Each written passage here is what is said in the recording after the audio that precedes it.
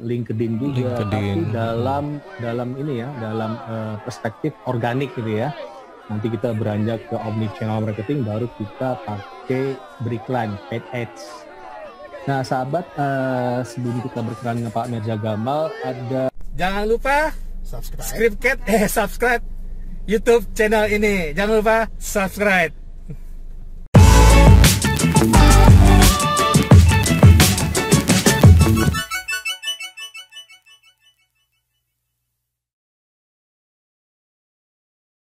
Lagi apa kabar ini? Baik. Iya. Ini bicara soal apa nih ya? Usaha lokal Mirza Gamal Solutions. Kita diajak mengenal bagaimana solusi versi Mirza Gamal gitu ya, Coach ya? Atau bagaimana ini? Iya, Mas Ilham, sahabat, ini menarik nih pagi ini. Usaha lokal, kita masih di usaha lokal ya, sahabat ya. Dan usaha lokal dari Pak Mirza Gamal Solutions, beliau itu mantan banking sudah puluhan tahun ya. Nanti kita bisa berkenalan. Nanti saya ini dulu deh, saya perkenalkan Pak Mirza ya. Profil beliau seperti apa. Tapi sebelum kita beranjak ke sana dan berkenalan dengan Pak Mirza Gamal, kita share dulu deh ya. Kok bisa ya, ini salah satu signal ya sahabat ya. Signal bahwa usaha lokal itu bisa naik ke atas. Yang berpengaruh apa aja nih? Coba saya share di sebelah kiri aja ya, biar enak gitu ya. Nanti setelah itu kita berkenalan dengan Pak Mirza Gamal ya, sahabat. Ini boleh dibilang konsultan ya. Konsultan. Beliau di berbagai macam perusahaan ya. Setelah pensiun gitu ya, beliau senior banget, terlihat ya, Mas Ilham ya. Iya. Oke, sahabat, kita masih di usaha lokal. Usaha lokal itu masih dalam pembahasan, sebenarnya payung besarnya sih konten marketing ya. Konten marketing banyak kan, kita sudah bahas dengan WordPress-nya, terus Google My Business. Ini salah satu bagian dari Google My Business, walaupun kita juga bisa menyasar ke bagian media digital lainnya. Mungkin setelah ini ada YouTube marketing, TikTok marketing, terus apalagi Mas Ilham, Twitter ya, LinkedIn juga. Tapi dalam ini ya, dalam perspektif organik gitu ya. Nanti kita beranjak ke omnichannel marketing, baru kita pakai beriklan, paid ads. Nah, sahabat, sebelum kita berkenalan dengan Pak Mirza Gamal, ada 9 signals ya mempengaruhi lokal bisnis atau usaha lokal. Pertama pastinya silaturahim signals. Nah, ini penting banget nih, bagaimana kita membangun kedekatan ya, Mas Ilham, sahabat. Seperti minggu kemarin kan saya bicara perihal semakin dekat, semakin semakin love gitu ya.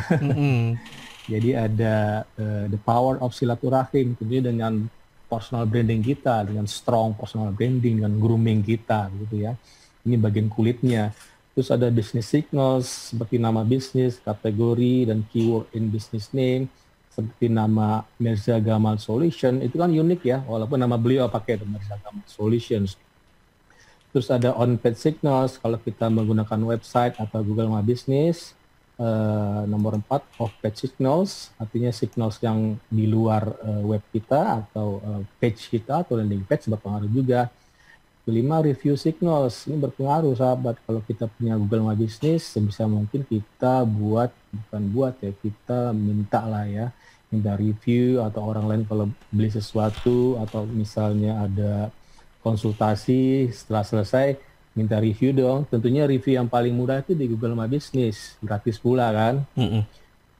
Terus link signals, link melalui website kita, nanti dijelaskan aja ya dengan Pak Mirza bagaimana beliau itu hampir menulis setiap hari, saya perhatikan di Kompasiana ya. Kompasiana itu termasuk citizen media gitu ya, blogging untuk citizen journalism lah gitu ya, jurnalisme warga. Terus social signals ini penting juga sahabat ya, nggak melulu Google ya, nggak melulu website. Facebook penting juga, semakin banyak like orang semakin kepo gitu ya. Twitter juga, terus Instagram like juga. Tapi ya kalau kita ada waktu ya, kita bisa posting di Facebook, di Twitter. Tapi nanti Pak Mirza itu memang spesifik beliau itu memang penulis, punya buku juga ya, keren nih, Mas Ilham punya buku gitu ya. Jadi mention beliau dari sana, beliau disebut-sebut dong di grup WA, mungkin di LinkedIn, mungkin di grup Facebook, gara-gara beliau membuat beberapa buku dan juga beliau senior, pastinya sering disebut ya. Terus ada behavior signals, ini berkaitan dengan website, bagaimana click to rate-nya ketika orang seperti yang saya sampaikan dulu kemarin ya, web saya gitu ya, Mas Ilham, orang ketik jasa MC Sidoarjo, saya menang itu, se-Sidoarjo bahkan se-Indonesia mungkin. Terus ada lagi, ini pria jualan ya, walaupun Pak Mirza jualan juga ya, cuman dalam hal consultation berpengaruh sahabat ya, dengan kata-kata keyword yang pakai long tail keyword, terus menyasar ke kota ya, dipersempit supaya targeted, semakin sempit kan semakin targeted. Nah terakhir nih community signals, jadi disebut oleh orang lain. Nah sekarang pas Pak Mirza disebut oleh saya gitu ya, disebut oleh Redi Sudarjo. Tentunya Pak Mirza punya expertise, keahlian, empatinya juga ada. Setelah empati dan ada expertise, pastinya trustworthy terbangun dong. Orang jadi trust dengan Pak Mirza Gamal. Setelah itu Pak Mirza menjadi authority gara-gara mungkin menulis beberapa buku, terus setiap hari menulis untuk Kompasiana. Saya nggak tahu, mungkin Pak Mirza juga menulis di LinkedIn ya. Kan LinkedIn ada tuh, LinkedIn Post gitu ya. Terus juga adaptability. Nah, ini adaptability artinya Pak Mirza itu paham banget dengan tren, makanya menulis di Kompasiana. Oke, sebelum kita berkenalan, profilnya saya tampilkan dulu ya, profil Pak Mirza Gamal, biar sahabat mengenal beliau. Syukur-syukur di Jatim sana bisa ini ya, bisa closing dengan Pak Mirza. Assalamualaikum. Ya, kita kenalan dulu deh. Saya sambil ini ya, tampilin profil Pak Mirza. Assalamualaikum warahmatullahi wabarakatuh, Pak Mirza. Waalaikumsalam warahmatullahi wabarakatuh. Pak Mirza. Waalaikumsalam Pak Idam. Iya, sehat ya Pak Mirza ya? Alhamdulillah. Alhamdulillah. Saya tampilkan ya profilnya Pak Mirza. Suara saya jelas ya? Oh jelas. Saya sebut aja deh profil Pak Mirza ya. Pak Mirza ini sudah malang melintang di dunia perbankan ya, sahabat, lebih dari seperempat abad loh. Dan 15 tahun diantaranya bergabung dengan bank syariah terbesar di Indonesia. Pasti sahabat tahu dong yang syariah terbesar yang mana gitu ya. Disebut Coach Mirza, jadi beliau sering sharing knowledge dan experience beliau melalui Kompasiana pastinya, atau mungkin di LinkedIn juga, mungkin di Medium juga. Karena beliau ini profesional lah gitu ya. Saya kenal beliau di grup LinkedIn ya, Pak Mirza ya. Grup pekerja profesional. Selain saya juga di grup ada sales segala macam. Jadi Coach Mirza ini berpengalaman di berbagai unit kerja perbankan, mulai dari dunia marketing, bidang funding maupun lending hingga menjadi branch manager. Berpengalaman pula dalam business research, network development, service quality management, marketing strategi, wah banyak nih. Fraud prevention, fraud ini jarang sahabat ya. Di banking paling banyak nih fraud, masalah fraud prevention, corporate culture building, SWOT analysis, and human resource development, serta menyusun business plan and feasibility study, studi kelayakan sahabat. Ini penting banget nih, studi kelayakan. Kalau ada project pastinya punya feasibility study yang bagus gitu ya. Ini maksudnya studi kelayakan pada saat pembukaan cabang bank syariah. Wah keren nih. Iya. Jadi beliau juga. Jadi saya banyak buka cabang waktu pas pertumbuhan bank syariah. Oke. Oh monggo. Oke, Pak Mirza bisa cerita sedikit nih.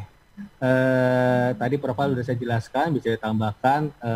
Nanti mungkin juga bisnis Pak Mirza ini seperti apa sih? Sahabat mau tahu nih. Mirza Gamal Solutions ya, solution. Dan bagaimana peran dari Kompasiana sehingga orang bisa tahu, Pak Mirza. Monggo Pak Mirza. Baik, Assalamualaikum warahmatullahi wabarakatuh. Waalaikumsalam warahmatullahi wabarakatuh.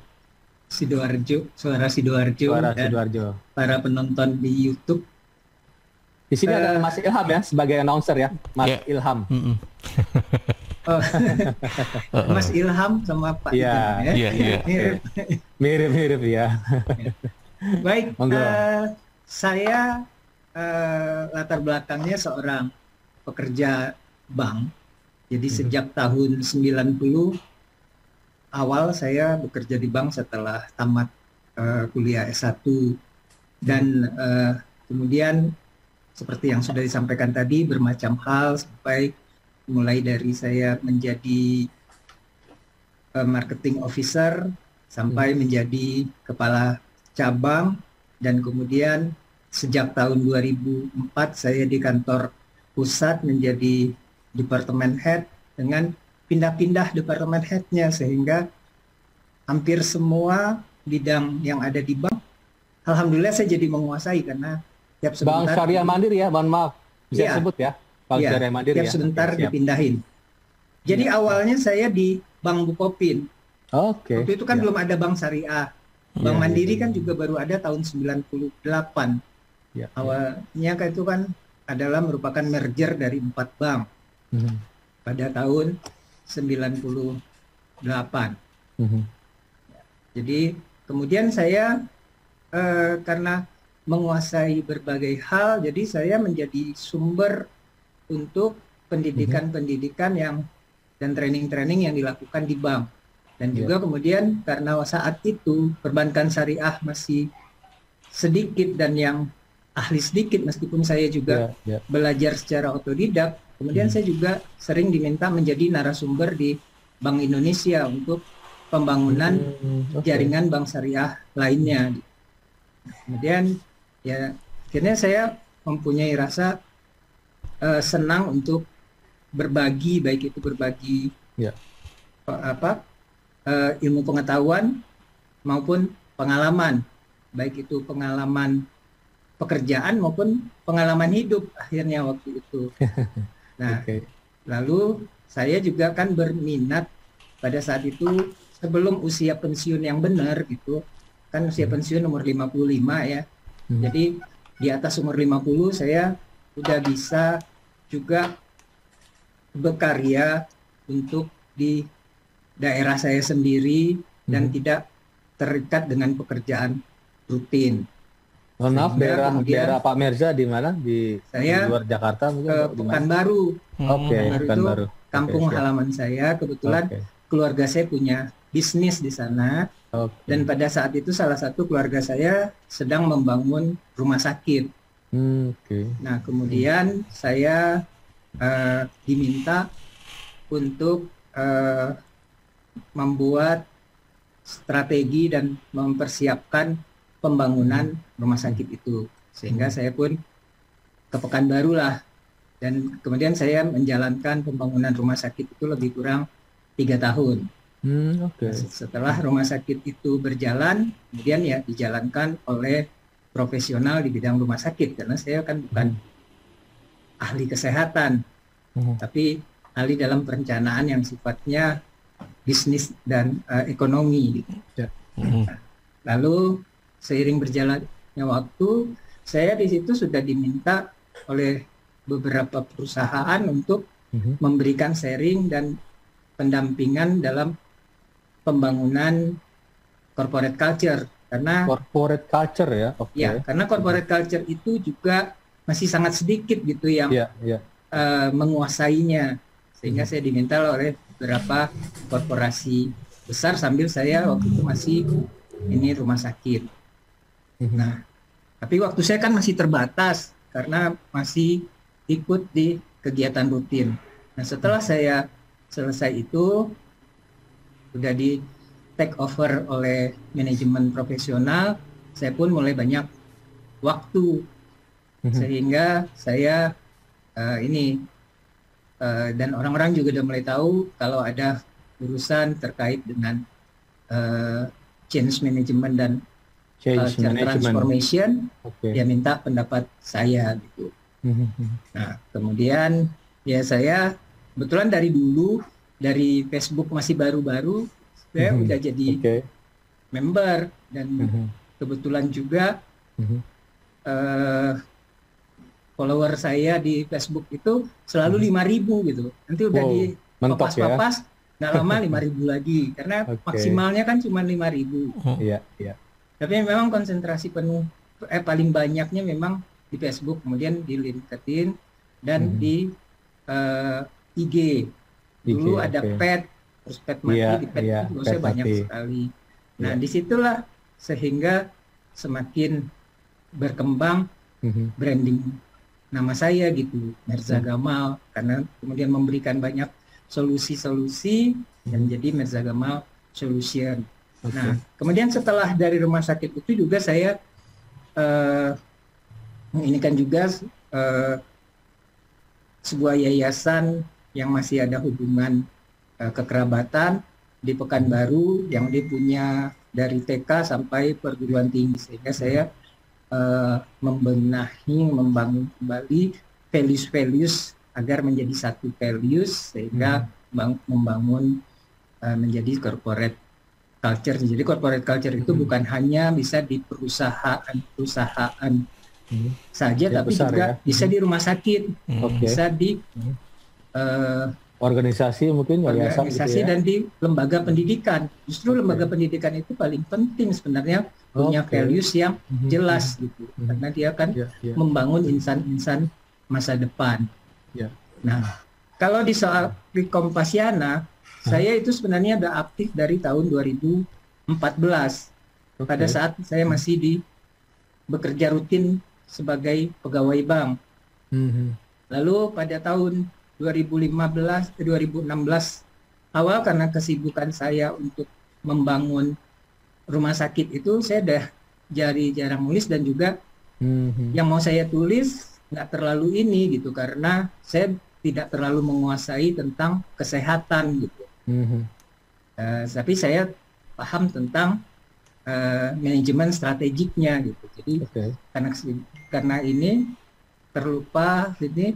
Nah, kemudian ketika saya mau mulai lagi, ternyata saya udah lupa passwordnya.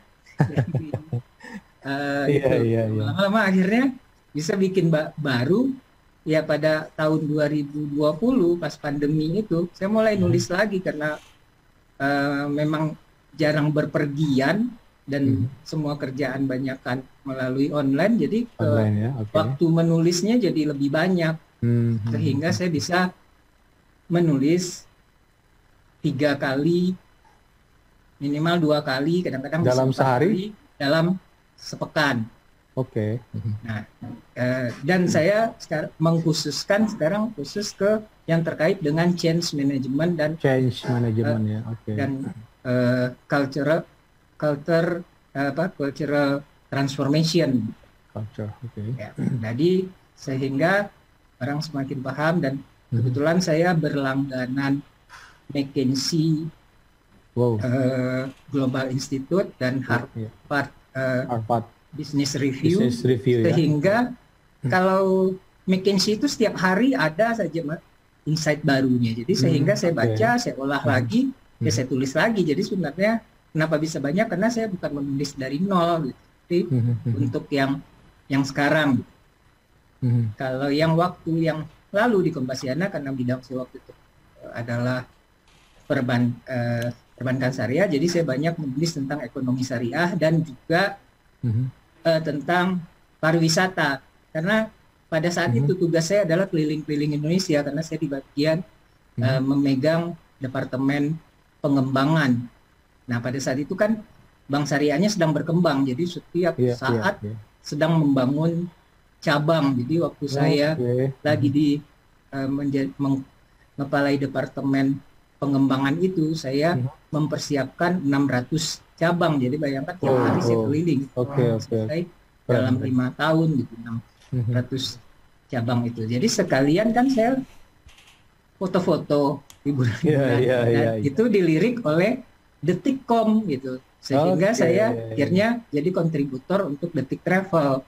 Bahkan saya karena seringnya waktu itu diundang oleh beberapa bupati melalui Detikcom dan sampai ke Malaysia untuk menjadi ya seperti jurnalis, citizen journalism tentang pariwisata, masuk ke Kompasiana. Tapi di Kompasiana itu lebih banyak memang di ekonomi syariahnya, di Detikcom tentang pariwisata. Jadi itulah membuat ya meskipun saya udah pensiun, saya jadi tetap berkarya bisa bermanfaat dalam itu. Saat ini saya juga sedang menjadi advisor beberapa bank dalam membangun corporate culture-nya, karena dengan adanya pandemi ini semakin terasa perlunya corporate culture, karena perusahaan-perusahaan yang corporate culture-nya kuat itu akan bertahan dalam krisis, termasuk dalam krisis COVID-19 ini. Jadi, nah dari itulah kemudian saya juga punya Facebook ini yang Facebook, IG, YouTube, segala macamnya. Twitter juga mungkin ya? Twitter juga. Oke. Itu segala, pokoknya segala ada waktu lagi top juga. Itu udah bubar ya. Dulu saya dikenal sebagai ayah Merza. Gitu. Kemudian karena seiring usia, ya saya lebih sering sekarang dipanggil kakek Merza. Kakek Merza. Dengan gaul banyak acara. Gitu. Iya. Di dalam dunia permeksosan dan dalam dunia online.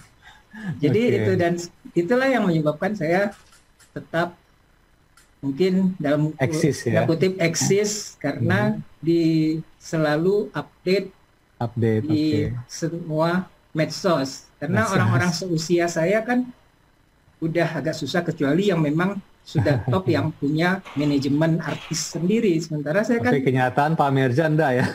Beda. Saya kan tidak, saya ini aja gitu, pengisi waktu, jadi mengedit sendiri, itu sendiri, semua sendiri. Jadi sehingga akhirnya itu berdampak ke dalam ini solution saya. Jadi solution itu saya bisa jalan sendiri kalau sebagai advisor, juga bisa kalau perusahaan itu biasanya kan dia B2B. Jadi saya juga bergabung dengan beberapa lembaga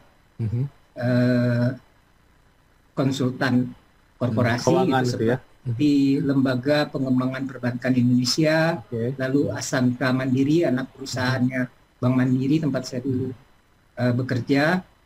Nah, tapi kalau sebagai advisor pribadi ya Merza Gamal Solution. Itu mungkin secara sepintas yang bisa mungkin bisa menjadi insight dan menjadi hal yang bagi yang lain untuk kakek-kakek saja bisa, masa anak muda milenial atau di bawahnya nggak bisa ya? Iya, sementara saya kan gaptek awalnya gitu. Bayangkan aja masih zaman saya kuliah dulu masih pakai mesin tik, karena waktu itu komputer mulai dikenalkan, tapi setiap bikin paper belum boleh pakai komputer sama dosennya, meskipun saya sudah bisa komputer. Iya. Oke, menarik nih sahabat ya, Mas Ilham ya.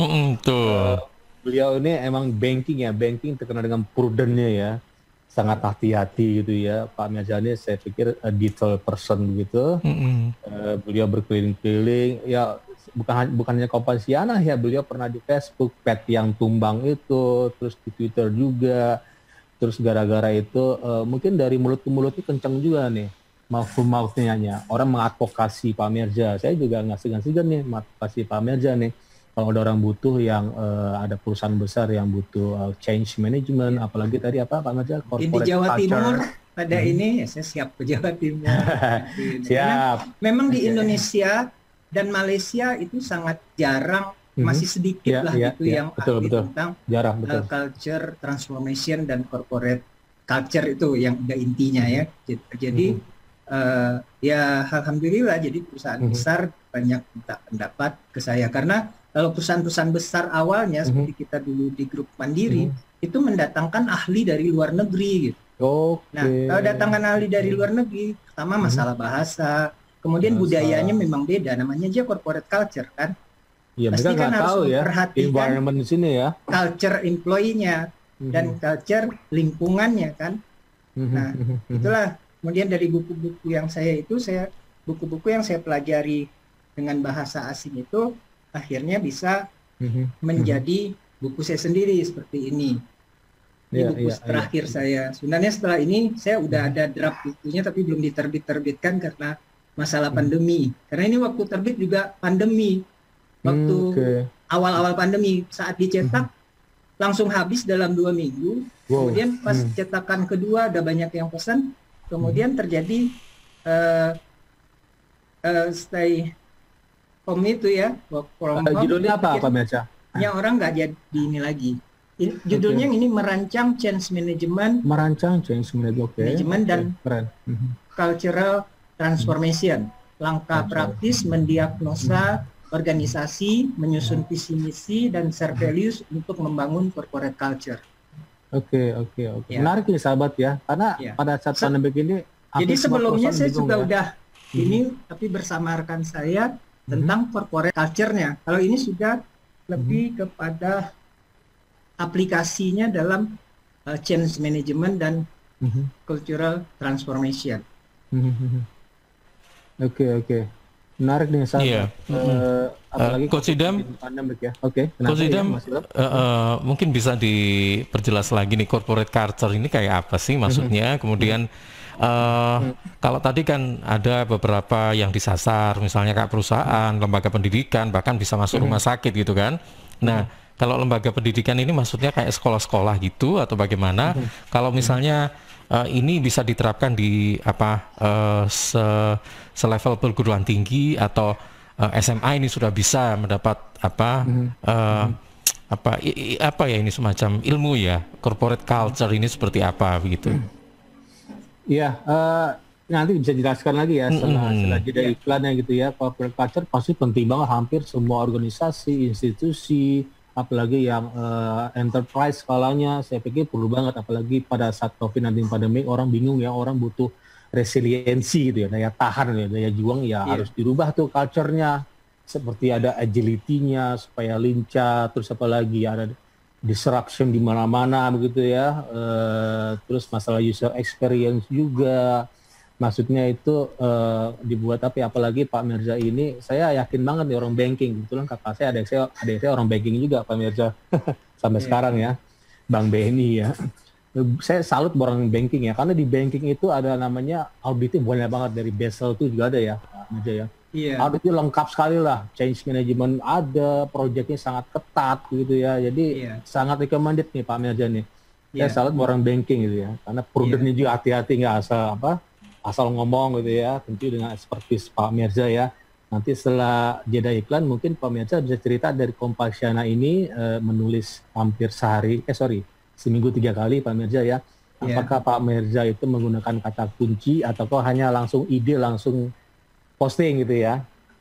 Sebenarnya kalau cara untuk terkenal di halaman satu Google atau misalnya di mention orang atau di share orang itu nggak perlu pakai kata kunci ya. Ketika Pak Mirza artikel unik, orang nggak segan-segan nge-share kan, nge-like, apalagi nge-share ya, apalagi Pak Mirza berpengalaman sekitar seperempat abad ya.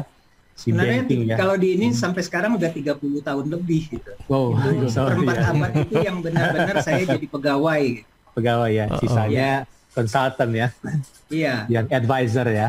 Iya, advisor. Jadi jarang-jarang sasambat ya. 32 tahun. Iya, 32 tahun ya. Iya, kan lebih dari seperempat abad, saya di banknya 26 sampai 27 tahun. Ya. Sudah 5 tahunan saya jadi advisor. Ya, sahabat kalau mau expertise seperti Pak Mirza ya lakukan gitu ya. Pastinya kita punya expertise dulu dalam background kita apa. Misalnya Pak Mirza di banking. Kalau banking saya pikir hampir semua bisa ya. Hampir semua project ada di banking gitu, sama di pabrik tuh. Dari A sampai Z saya pikir ada di banking gitu. Ini cuma IT sendiri. Waduh lengkap deh di banking deh.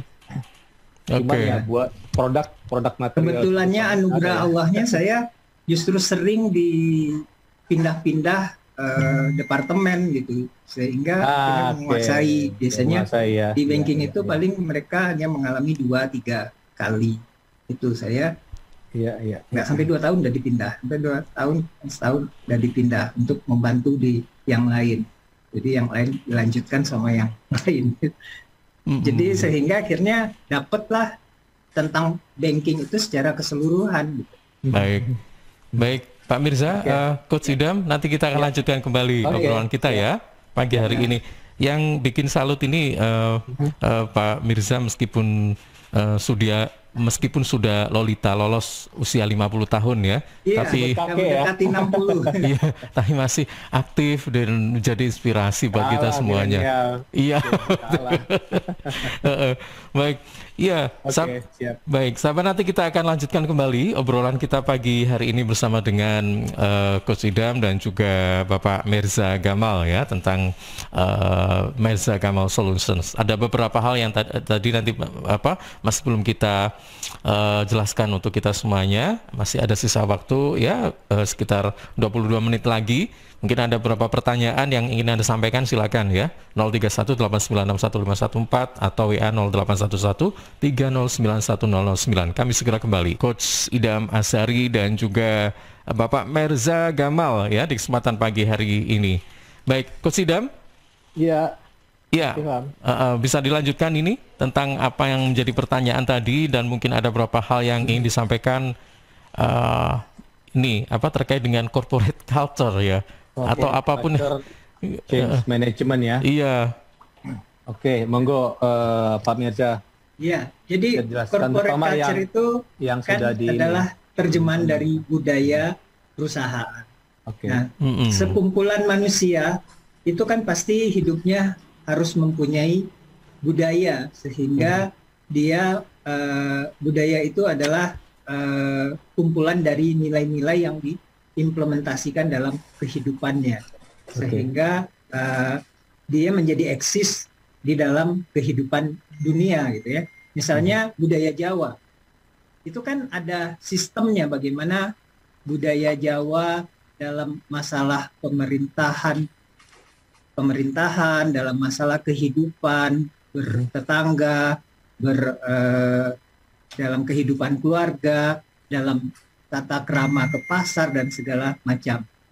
Nah, demikian juga dengan perusahaan, dia adalah sekumpulan orang. Bahkan kalau perusahaan-perusahaan besar kan jumlah orangnya banyak, lebih dari 100 bahkan ribuan kalau sudah pabrik. Nah, kalau dia tidak diikat dengan nilai-nilai yang sama, itu akan terbentuk budaya yang tidak baik.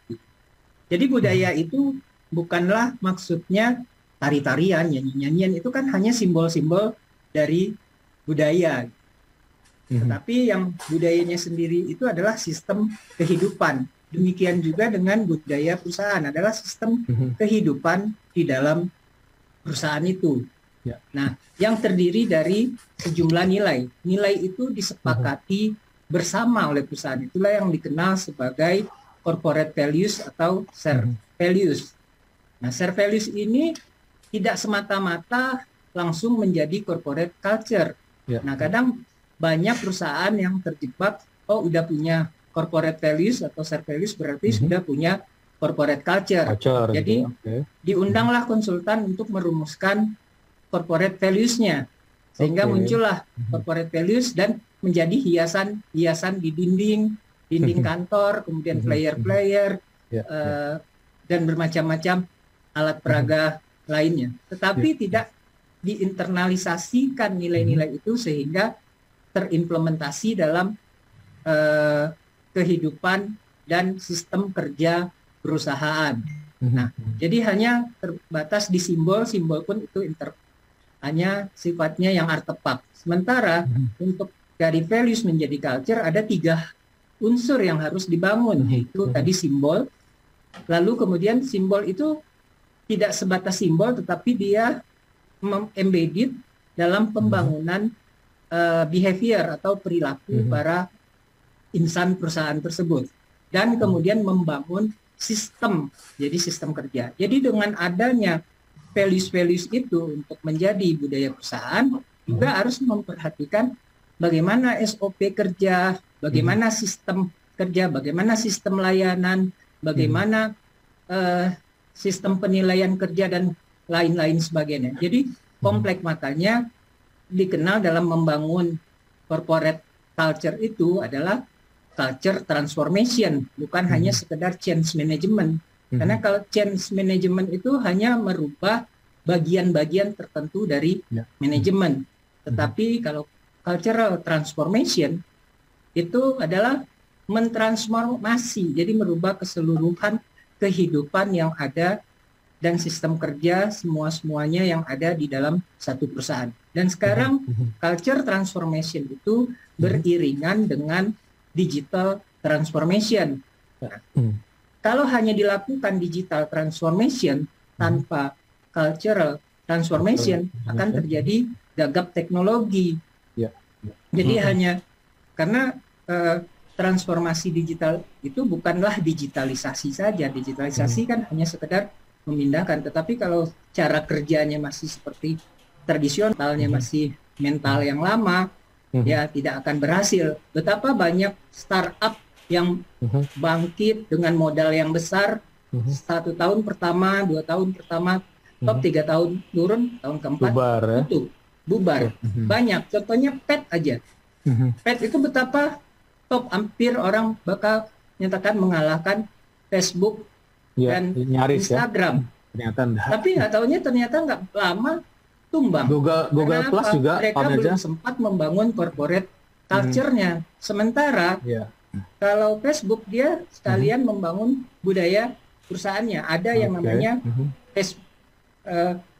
Facebook values gitu. Di buku ini saya terangkan ada tentang bagaimana Facebook, Google, Tokopedia yang berhasil membangun culture-nya gitu. Jadi yang sempat udah kuat culture-nya, meskipun terjadi krisis pandemi seperti saat ini, itu mereka tidak akan roboh ya, tapi bisa bertahan karena fondasinya kuat. Jadi kencang pun angin dia tidak akan roboh, paling sompel-sompel dikit. Tapi kalau yang tidak kuat ya akan diterbangkan oleh angin. Itulah fungsinya corporate culture. Nah, tadi pertanyaan tentang corporate culture itu apa, hanya untuk perusahaan aja? Melulu gitu ya? Kan, sebenarnya ya untuk organisasi. Tapi kan yang punya nilai bisnis dan itu adalah korporasi biasanya kan. Jadi sekarang rumah sakit pun juga harus punya nilai yang kuat sehingga pasiennya itu di sana merasakan ada satu aura tertentu, budaya tertentu yang berbeda dia rasakan daripada rumah sakit yang lain. Nah, itulah makanya juga rumah sakit besar juga sudah membangun corporate culture-nya. Demikian juga lembaga pendidikan. Apalagi lembaga pendidikan, orang menitipkan anaknya di sana, kalau budayanya nggak jelas, ya dia agak mengerikan juga gitu. Sehingga mulai ditimbulkan untuk lebih kuat adalah di lembaga pendidikan itu culture-nya juga diperkuat. Dulu sudah ada mungkin, tapi tidak dirumuskan dengan jelas sistemnya, sehingga orang juga nggak ini dalam menerjemahkannya masing-masing, baik itu tenaga pendidik, dosennya ataupun tenaga administrasinya kadang tidak sama, sehingga perlulah dibangun corporate culture-nya di dalam universitas ataupun sekarang SMA pun sudah ada. Yang kemarin saya lakukan saat ini di Yayasan Kerabat Saya itu adalah dia punya dari TK sampai perguruan tinggi. Yang diperkuat memang adalah di perguruan tinggi dan tingkat SMA. Jadi demikian. Untuk di pelajaran corporate channel management dan itu ya sudah bisa diajarkan dari SMA. Ya, menarik ya, sahabat ya, Mas Ilham ya. Ini culture, ini merubah behavior susah ya. Kita harus merubah mindset mereka gitu ya. Nanti jadi behavior jadi semacam kebiasaan. Contohnya begini, waktu saya di pabrik dulu 9 tahunan yang di Panasonic, saya kan ngucapin di sana kan culture-nya ngucapin selamat pagi sering ya. Bahkan waktu saya di Jepang tuh ohayo gozaimasu, kadang ujungnya doang us. Saking hormat. Akhirnya ketika saya pindah dari pabrik ini, contoh aja ya, pabrik di gedung Menara Besia sana, masuk aja gitu. Jadi nggak ngucapin sementara saya kebiasaan gitu. Ketika saya datang pagi gitu kan, pagi, orang lain bingung ngapain lu pagi dah. Akhirnya ngikutin kan. Peran gini sahabat, peran role model itu penting. Role model dari aturan-aturan, Pak Mirza membuat SOP juga, ada punishment-nya juga, ada reward-nya juga. Jadi ini penting ya, suatu project itu pasti ada punishment, terus project kita mulai dari project itu bukan project aja ya, culture ya, maksudnya artinya melibatkan dari top manajemen sampai bawah ya Pak Mirza ya. Nggak bisa tanpa. Nah di perusahaan itu kenapa perlu atas, culture? Karena perusahaan itu kan bukan project, usianya panjang. Kalau project 1 tahun 2 tahun selesai, jadi sehingga mungkin tidak merasa begitu penting culture karena sudah merasa wah udah segini aja udah tuh. Karena corporate culture itu ujung-ujungnya adalah corporate performance. Orang luar melihatnya sebagai corporate image. Jadi contoh di banking Pak Mirza. Dulu kan di banking kan satpam kan nggak buka pintu ya. Iya. Sekarang culture-nya dibuka pintu pagi. Ada yang bisa saya bahkan satpam udah salah ya. Kata kakak saya itu satpam itu bisa hampir semua bisa apa ya. Kalau mau nabung gimana, kalau mau transfer bagaimana, mereka tahu ya. Misalnya ada karena dia kan yang paling frontliner paling ujung. Frontliner ya, oke. Paling depan.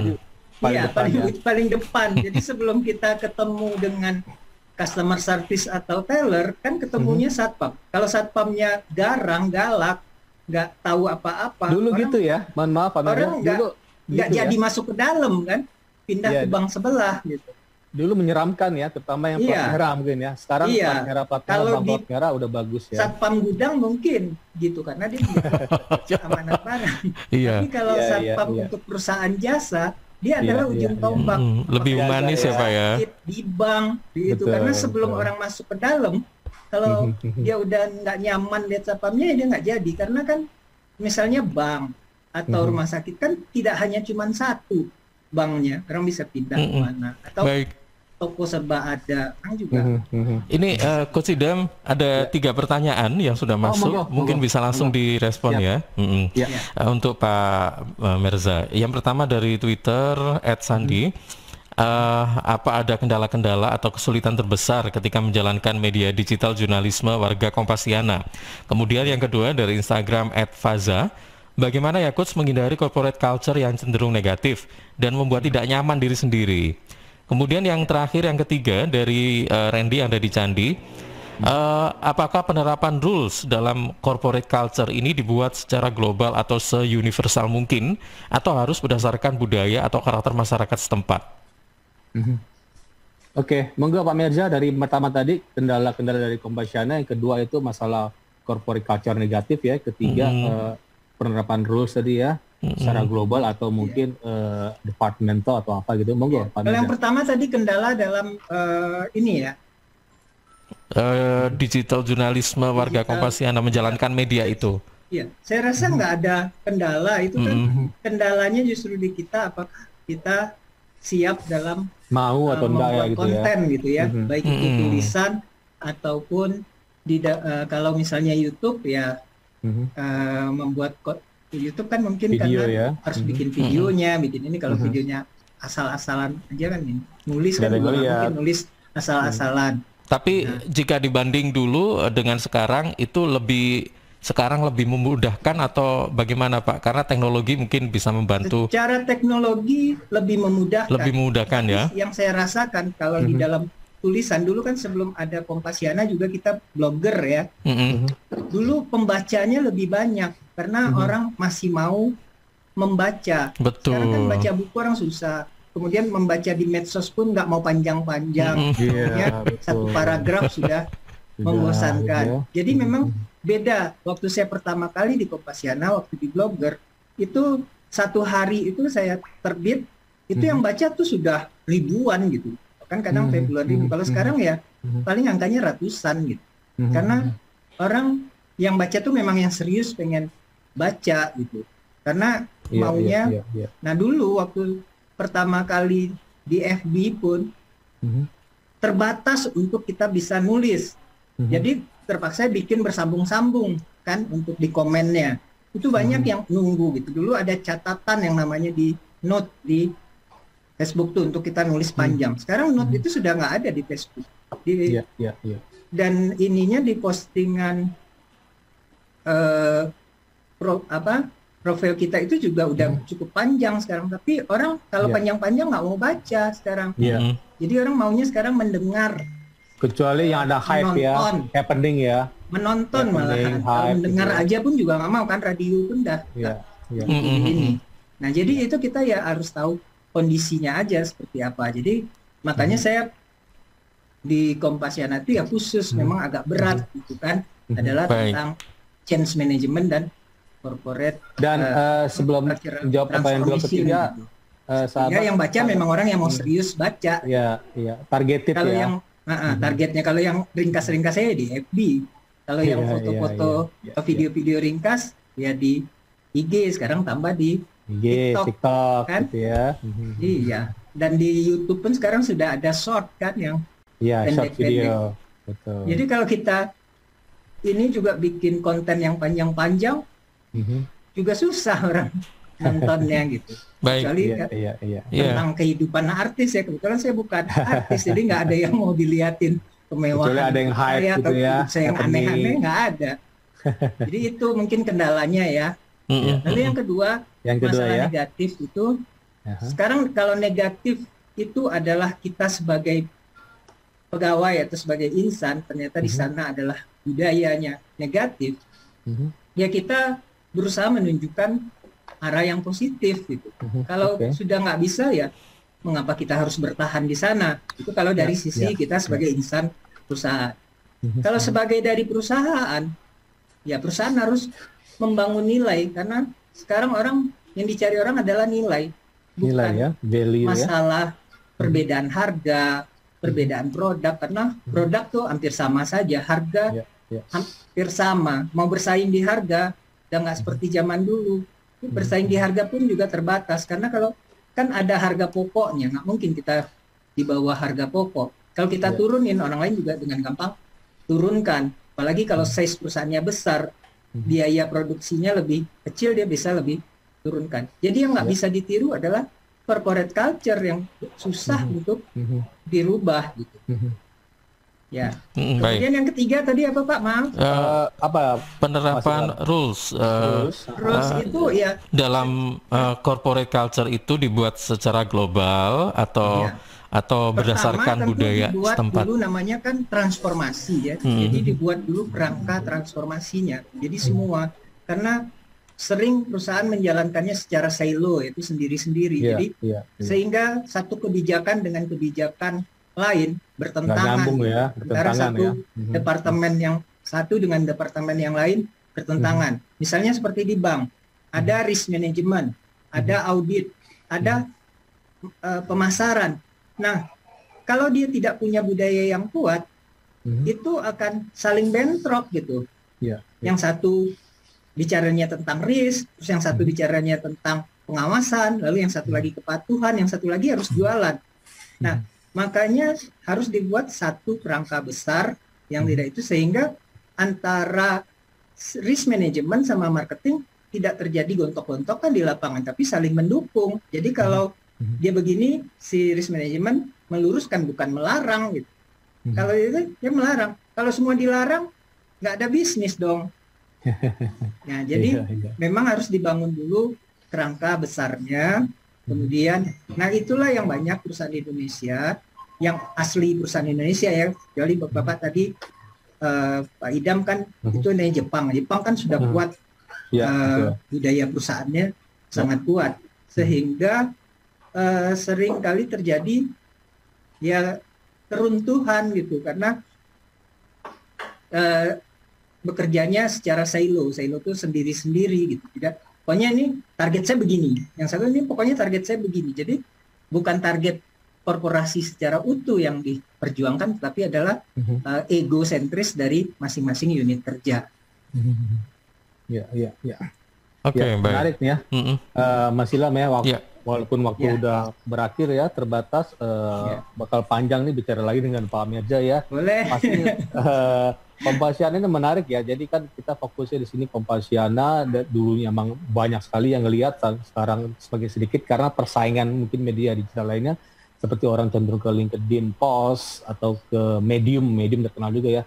Tapi Pak Mirza punya orang yang sering baca artikel beliau ya di Kompasiana. Pastinya Pak Mirza targeted lah, saya pikir. Orang gampang aja nge-share kan. Orang bisa nge-share, bisa ada advokasi di sana gitu ya. Brand advokasi dari Pak Mirza ini bagus banget. Karena Pak Mirza tadi ada expertise-nya gitu ya. Jadi orang nggak segan-segan nge-share, nih Pak Merza nih jago di culture, yang merubah culture di perusahaan atau organisasi atau institusi gitu ya, dari value menjadi culture yang bagus, behavior gitu ya. Dan ujung-ujungnya ada destiny sana ujungnya. Destiny-nya apa nih perusahaannya? Oh, destiny-nya mau seperti value seperti ini, value A, value B, value C. Gitu, Mas Ilham kira-kira. Baik. Iya. Baik, terima kasih. Ini sudah kita dapatkan statement poinnya. Nggak berasa ya? Baik, iya nggak terasa. Menarik sekali ya. Jam Kalau 8 menarik lebih nggak 2. berasa ya. Baik, terima kasih sekali lagi untuk Cosidam dan Terima juga kasih. Pak Merza Terima kasih, Gamal Pak Merza. Solution. Mudah-mudahan nanti akan semakin berkembang khususnya di Jawa Ya, Timur ya. ya. Kita tunggu. Iya, mudah-mudahan. Kebetulan buku saya Oh. yang ini diterbitkan oleh sebuah penerbit di Jawa Timur karena dia Oh, melihat menarik, ini, menarik. jadi ini dari Pasuruan. Mudah-mudahan Iya, ini iya, radionya iya, iya. dari Sidoarjo, jadi mungkin. Tapi saya belum pernah create corporate culture di daerah Jawa Timur, di daerah lain. Dari iya, Jawa iya. Timur Insya karena Allah ya. misalnya kantor Iya. pusatnya di Jakarta, tapi yang murni perusahaan Jawa Timur belum. Mudah-mudahan Iya. nanti Siap, saya keren. akan jadi sering main langsung ke Suara Sidoarjo. kan. Iya, Iya. mudah-mudahan itu jadi next project ya. Iya, iya, iya. Baik, terima kasih. Selamat pagi semuanya, Coach Sidam dan Pagi, juga ya, Mas Pak Mirza. Ilham. Sukses buat Anda semuanya. Baik, dan selamat pagi. Assalamualaikum warahmatullahi wabarakatuh. Waalaikumsalam. Waalaikumsalam warahmatullahi wabarakatuh.